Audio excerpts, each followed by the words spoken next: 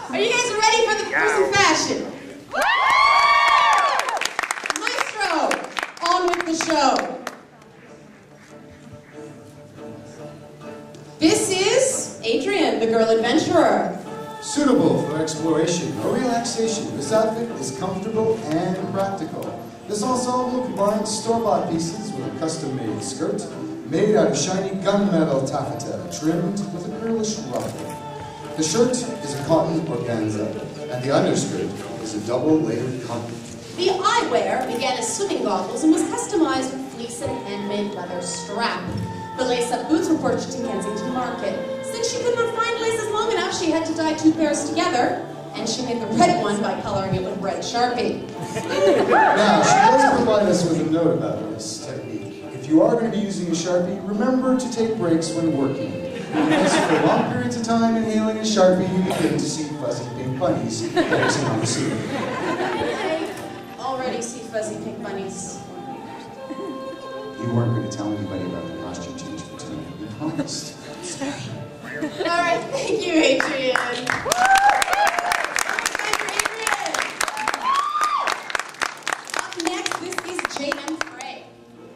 When she's not walking through the dust of her town, our heroine fulfills her social obligations by attending the touring theater spectacles and high-flying with the owner of the local Zeppelin fleet. He's got an eye out for her hand, but she's more interested in his marvelous flying ships, and not the ones in his pants. And the adventures they could pursue together, sadly, have not quite met his expectations. The secret of the medallion is going to take them far from their little town, far from the dust and the sand, and into a world that neither of them believed could ever truly exist. Marvel, yes, marvel, for this is all, except for the corset, modern clothing coming off the fashion runways in Europe right now. Europe's jumping on the steampunk trend in haute couture, which predicts mainstream acceptance of the genre very, very soon. North American fashion trends tend to be 2 to 3 years behind Europe, so we're going to start seeing these in high-end boutiques and seeing knockoffs in the retail stores very soon. Very good things for cosplayers with limited amounts of time. Thank you. Not to mention, it doubles if you need to go to a banquet. It does indeed. Thank you, JM. Up next is, well, for better lack of any other term, the captain.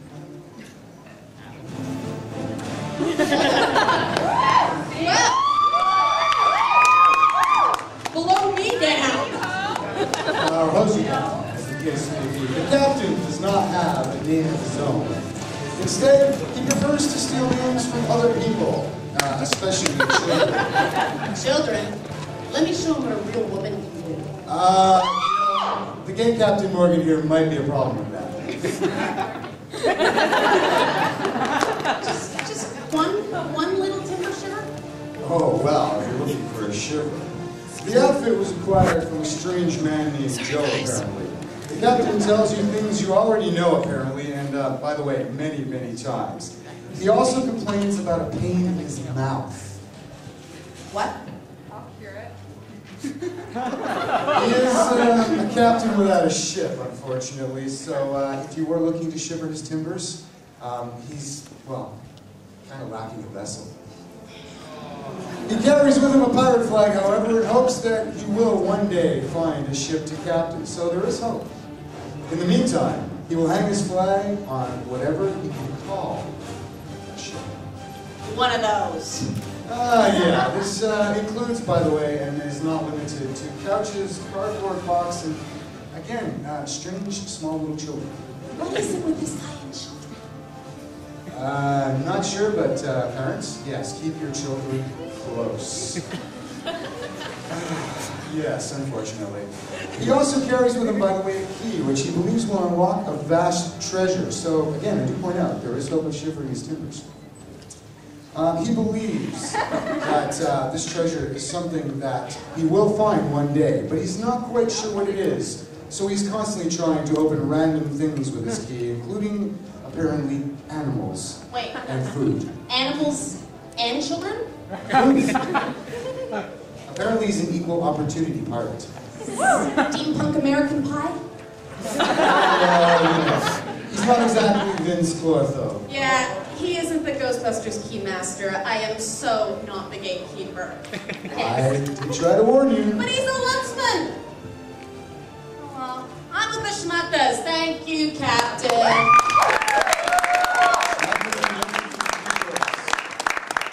Up next, this is CJ the Traveler.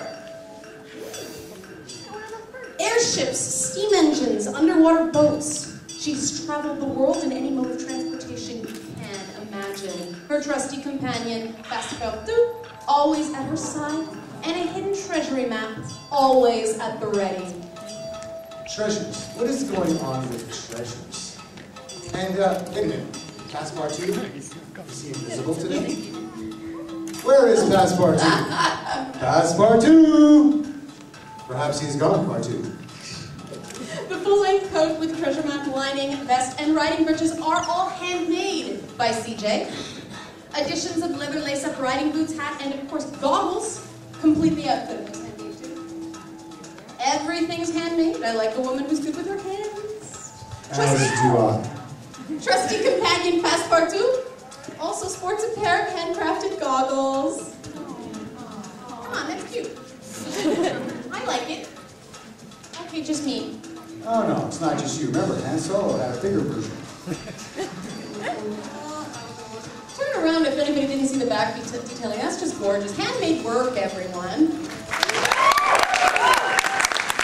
Thank you very much, CJ. And remember, this windy lady possesses a lot of steam power. So gentlemen, keep your eye out for it. Up next, Otaku Minette. There she is in her Windy Lady project.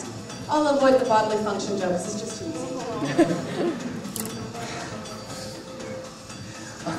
Otaku Man says of this look, I wanted to create an outfit that was both ladylike and funky.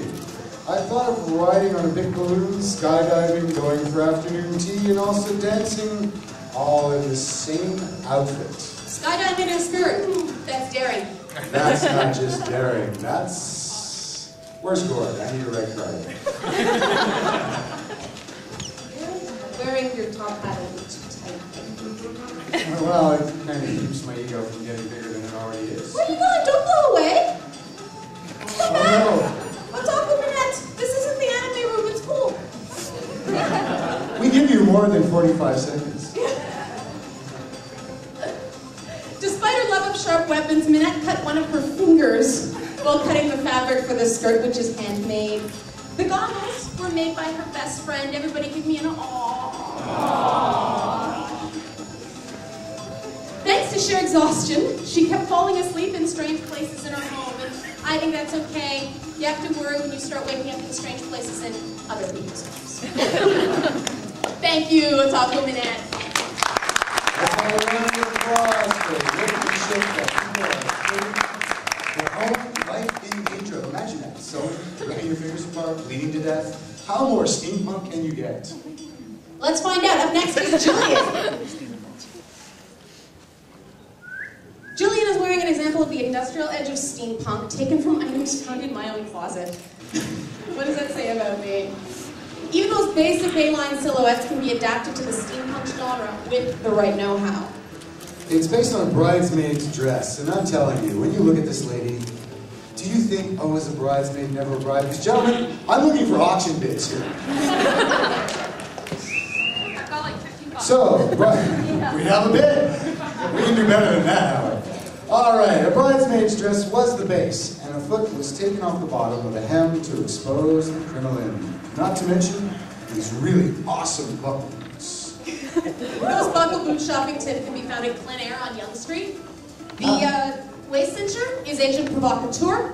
The hat and parasol were found at Kitchener's Queen of Hearts costumes, and the goggles are standard issue Malabar finds. And remember, accessorizing is exactly what we keep reminding you about. It's all about the details you add to the baseline. Thank you, Jillian. Up next is Franken Nathaniel Stein. Professor, I'm sorry, Professor, and after the last time I will restrain myself, I've learned my lesson. I will dutifully refrain in the presence of Professor Stein from any further juvenile euphemisms. He's good for you. He's kindly written this introduction for me, so I shouldn't have a problem. Right? Yes, he keeps using those big words that nobody else is going to understand.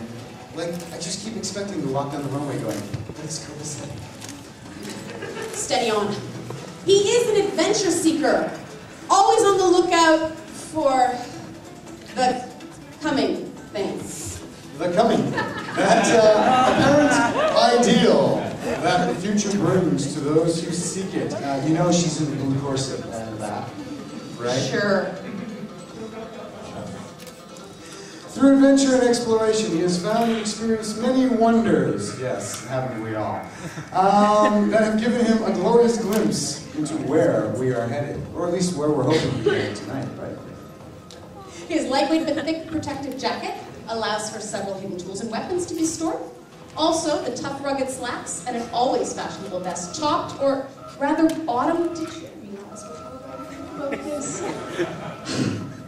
Off with comfortable and stylish footwear.